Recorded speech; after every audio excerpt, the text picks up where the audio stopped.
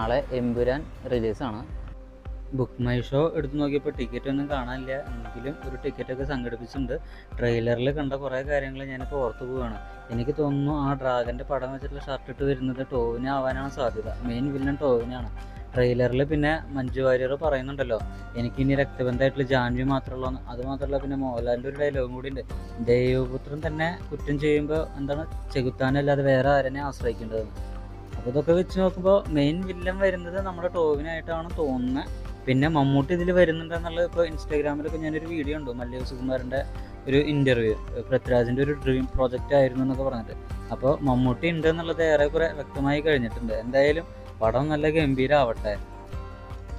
കുന്നുംകുളത്ത് 3 തിയേറ്ററിലായിട്ട് റിലീസുണ്ട്.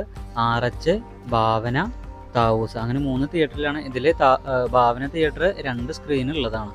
ഇവിടെ ആഘോഷങ്ങളും കൊടിതോരണങ്ങളൊക്കെ കെട്ടി വെച്ചിരിക്കുന്ന ഭാവന തിയേറ്ററിൽ മാത്രമേ ഉള്ളൂ. ബാക്കി 2 തിയേറ്ററിലും വലിയ അനക്കൊന്നുമില്ല.